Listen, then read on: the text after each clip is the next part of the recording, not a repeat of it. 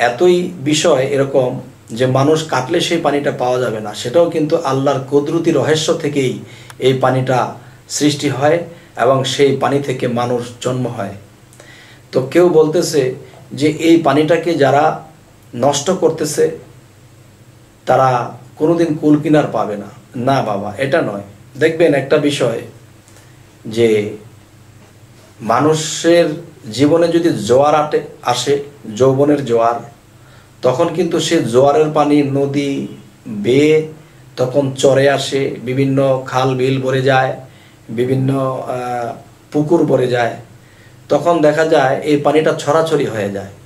তো একটা মানুষ যখন নতুন যৌবনের জোয়ারে ভাসতে থাকে তখন তার ভিতরে একটা আমিত্ব কাজ করে বা বিভিন্ন দিকে দৃষ্টি করে, নজর করে, তখন এতে কি হয়, তখন দেখা যায় এই জিনিসের যে ঢেউয়ের সৃষ্টি হয়। যেমন প্রেমে ফানা ফিল্ডার একটা ঢেউ আছে, আর একটা কামে ফানা ফিল্ডারও একটা ঢেউ আছে। যে কামে যখন মানুষ মত্ত হয়ে যায়,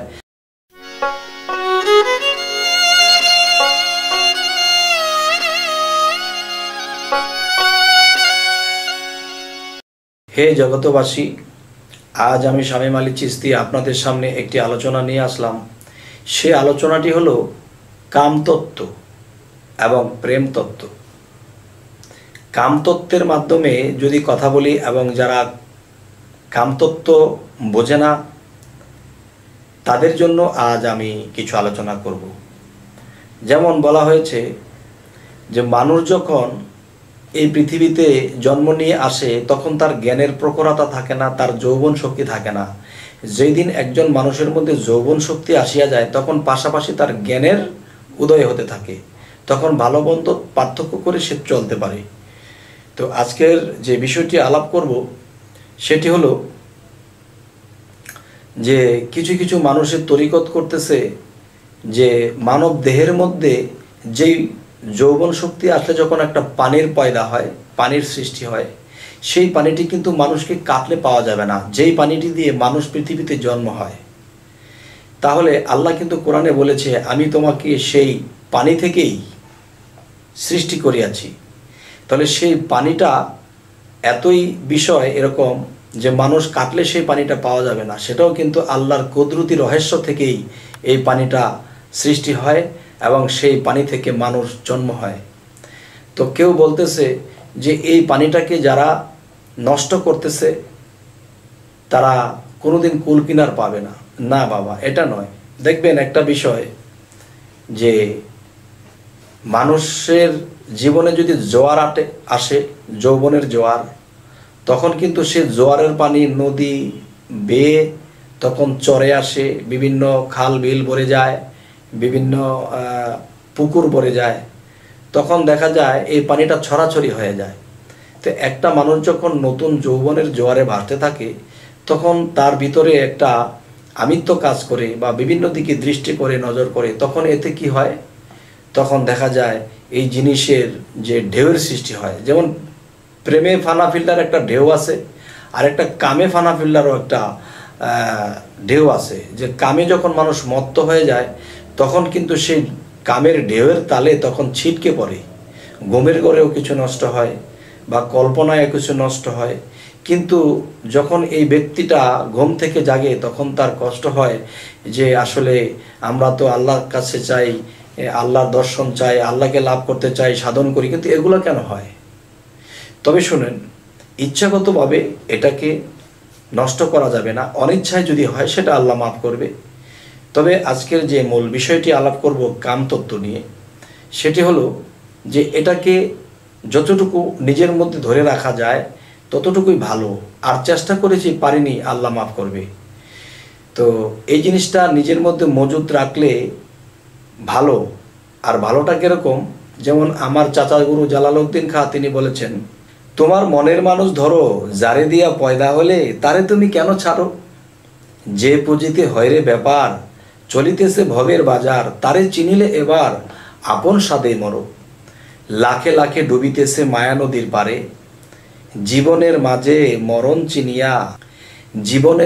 মরণ চিনিয়া তারে সাধন করো, রতিরণে গিয়ে পড়ে প্রেমস্ত্র সঙ্গ করে, রিপু যে যেন মারতে পারে বোঝে আপন পরে, এবার রিপু যেজন মারতে পারে বোঝে আপন পরে, পরমংশের পুঁজি মিলাও থাকিতে সংসারে। তাহলে পরমংশের পুঁজি মিলাও থাকিতে সংসারে, যেমন আল্লাহ এই পৃথিবীতে ভালো মানুষ দিয়েছে তেমনি খারাপ মানুষ দিয়েছে, ভালো একটা আত্মা দিয়েছে আবার খারাপ আত্মাও দিয়েছে। এখন আমার ঝগড়া বা আমার যুদ্ধ কার সাথে হবে? খারাপের সাথে হবে।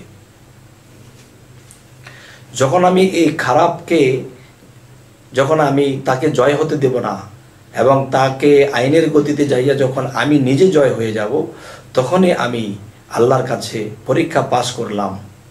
তো আমাদের মধ্যে 6টা রিপু দেওয়া হয়েছে। এই 6টা রিপুর নাম কি? কাম, ক্রোধ, লোভ, মোহ, মায়া, মাৎসর্য। এই 6টা রিপু আমাকে 6 দিকে টানবে। এই টানের মধ্যে থেকে আমাকে ঠিক থাকতে হবে। তখন কি হবে? যখন মুর্শিদের আশ্রয় নিয়েছি, তখন মুর্শিদ আমাকে একটা কৌশল দিয়েছে, আমাকে কিছু জিনিস বুঝিয়ে দিয়েছে, তুমি এভাবে চলবে, এভাবে করবে, এভাবে এই সাধনাগুলো করবে, তখন তোমার রতিমতি তুমি সেভ করতে পারবে নিজের মধ্যে। এবং দেখা গেছে যদি কিছু তোমার নিজের অজান্তে ভুল হয়ে যায়, সেটা আল্লাহ মাফ করবে। তবে এই জিনিসটা নিজের মধ্যে ধরে রাখার চেষ্টা করে সাধকরা, কিন্তু অনেক সময় তা নষ্ট হয়ে যায়। আর যখন নষ্ট হয় তখন তার কষ্ট হয় যে আমরা করি সাধন কিন্তু পারলাম না এই জিনিসের বাঁধন ঠিক রাখতে। কিন্তু আপনি যে চেষ্টা করেছেন আল্লাহ দেখতেছে।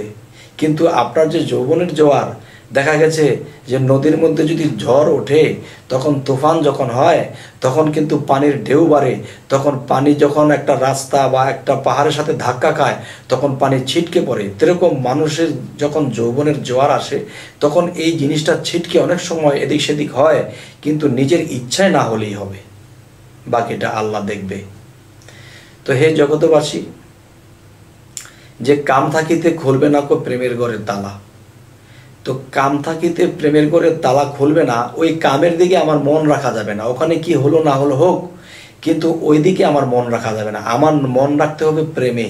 যখন প্রেমের দেশে আমি ডুবে যাব, আর ডুবে গিয়েও যখন দেখবো যে 6 রিপু আমাকে এখনো ঠোকরাচ্ছে, এখনো কাম নজরের দিকে আমার চোখ যাচ্ছে, মন যাচ্ছে, তখন কি করতে হবে? আমার মুর্শিদ কেবলাকে আমি স্মরণ করেছি। মুর্শিদ কেবলাকে স্মরণ করে আমি আল্লাহ নামের জিকিরটা আমার কালবের মধ্যে করেছি দমের সাথে। দমটাকে আটকা দিয়ে যখন মুর্শিদকে স্মরণ করে যখন আমি আল্লাহ নামের জিকির করতেছি, তখন দেখবেন আস্তে আস্তে আস্তে আস্তে আপনার যে সর্প নামের যে নফস, সে যদি সর্প ফানা ধরে থাকে, তখন সেই সর্পটা আস্তে আস্তে আস্তে সেই সর্প নেমে সে শুয়ে ঘুমিয়ে পড়বে। এর মধ্যে দিয়ে আপনি কি করবেন? আল্লাহ তাআলার জিকির আরো বেশি বেশি করবেন। তখন দেখা যায় আস্তে আস্তে এটা থেকে আপনার মনটাকে সরিয়ে আপনি প্রেমের দেশে, গুরু প্রেমের ফানা ফিল্লার দেশে যখন আপনি চলে যাবেন, এটা আস্তে আস্তে ঠিক হয়ে যাবে। তবে একদিনই কি সম্ভব? এটা বহুদিন করতে করতে করতে করতে যখন কাম, ক্রোধ, লোভ, মোহমায়া যখন দেখবে আপনাকে গ্রাস করতে পারে না, আপনার সাথে সে আর পেরে উঠছে না, তখন তারা সিলিন্ডার করবে। তখন আপনি জীব আত্মা হয়ে সে পরমাত্মার সাথে মিলন হয়ে যাবে। তখন কি হবে? তখন পরম আপনাকে টেকেল দিয়ে রাখবে।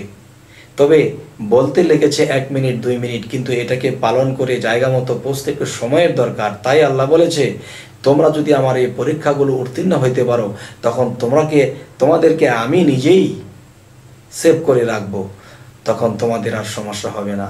হে জগতবাসী, আজ আপনাদের সামনে এই আলোচনাগুলো এই জন্যই করলাম যে অনেক মানুষই এই ভোগান্ত ভুগিতেছে। তবে আমি এই পরামর্শটি দিলাম, চেষ্টা চালিয়ে যান, আল্লাহই সাহায্য করবে।